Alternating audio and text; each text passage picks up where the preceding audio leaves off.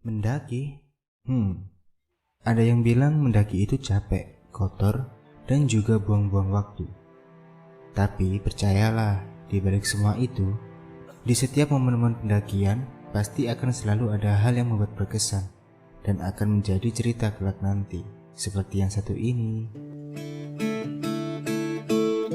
Sabtu 6 November 2021, Bukit Lembu menjadi saksi terbentuknya kami, Males Muncak Adventure. Ide terbentuknya komunitas ini awalnya digagasi oleh kawan saya yang bernama Eko, alias Sibok alias Sibokir. Eko ini dulunya tidak pernah mendaki, berbeda dengan saya, Syahrul dan juga Kowim. Ya, baru-baru ini saja dia mulai menyukai mendaki. Sepertinya pendakiannya ke Gunung Wilis dan juga Gunung Kelut tempo hari itu berhasil membuatnya jatuh cinta kepada gunung. Seperti kata orang, setelah kita mendaki untuk yang pertama kalinya, kita akan dihadapkan dua pilihan, yaitu kapok atau ingin naik lagi. Sebentar.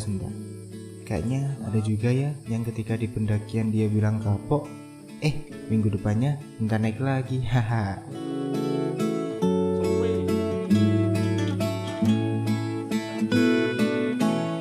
Oke, lanjut. Pendakian pertama kami kali ini tujuannya adalah ke Bukit Lembu, atau biasa disebut Putuk Lembu. Putuk Lembu adalah bukit di kaki Gunung Arjuna yang bisa kita tempuh melalui jalur pendakian Gunung Arjuna via Purwosari. Kami berangkat dari kontrakan saya di wilayah Gempol, Kabupaten Pasuruan, sekitar pukul 19.30. Perjalanan memakan waktu sekitar 1 jam lebih, dan sekitar pukul 20.50 kami tiba di rumah rekan saya, Mas Anto.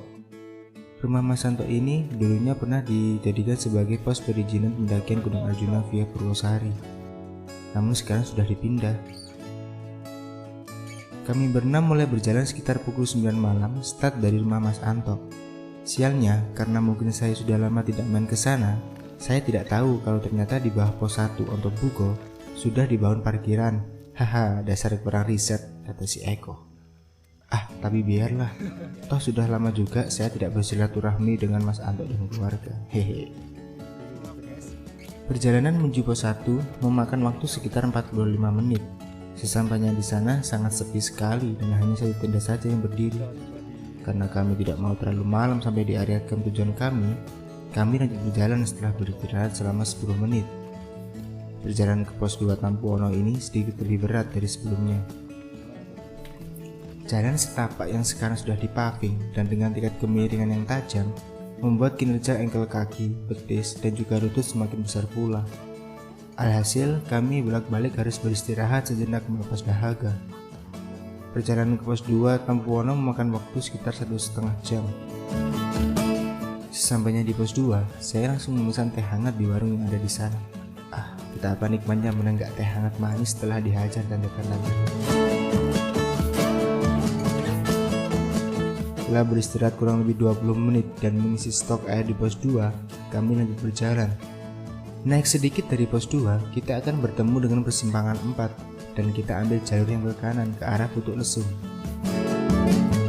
Perjalanan dari pos 2 Tampuono ke Putuk Lesung hanya memakan waktu sekitar 15 menit saja dengan trek berupa tanah.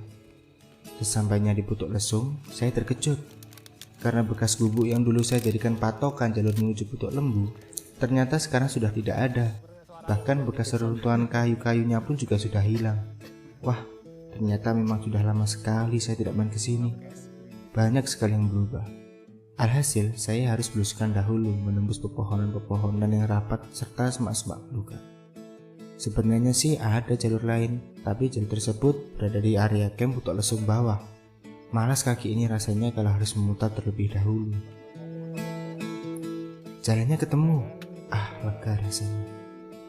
Perjalanan kami lanjutkan kembali. Setelah menyeberangi satu bukit yang memakan waktu sekitar 10 menit, akhirnya kami tiba di area camp favorit saya, tepat di bawah kaki Bukit Lembu. Di situ sangat sepi sekali. Bahkan hanya ada tenda-tenda kami saja yang berdiri di situ. Itulah yang membuat tempat ini menjadi tempat camping favorit saya sejak dulu. Masih tidak terlalu banyak orang yang mau dan mengetahui tempat ini. Bahkan dulu, beberapa tahun yang lalu, saya sering sekali naik ke sini seorang diri kala sedang sumpek dan merasa ruwet ketika di bawah sana. Pemandangan lampu-lampu kota berserakan di bawah sana. serta bintang-bintang bertebaran di atas kami. Malam itu, kami duduk melingkar di sekeliling api unggun kecil yang susah payah kami nyalakan, sebab kayu masih sedikit basah bekas hujan kemarin. Wah, rasanya sangat cocok untuk bercanda dan berdiskusi ringan perihal apa yang selanjutnya akan kami lakukan ke depan dengan nama yang baru ini. Segelas teh, kopi, dan jahe untuk masing-masing yang diselingi dengan jokes-jokes zaman kami sekolah dahulu membuat perasaan kami benar-benar lega dan utuh, seolah kembali ke rumah. Kawan-kawan, sayang sekali Rian tak bisa bergabung kali ini. Semoga di perjalanan selanjutnya kamu bisa turut serta ya. Kami mulai terlelap di tenda masing-masing sekitar jam 3 pagi, dan saya terbangun tepat jam 5. Tidurku cuma 2 jam, gumamku saat itu. Pagi itu cuaca cerah, hanya sedikit saja awan yang tampak berada di sekitar puncak Arjuna. Begitu pula dengan puncak Bukit Lembu yang berada di atas saya, cerah dan sangat dekat sekali. Fajar mulai menyingsing menampakkan sinarnya dengan malu-malu. Ada dingin yang mulai menghangat.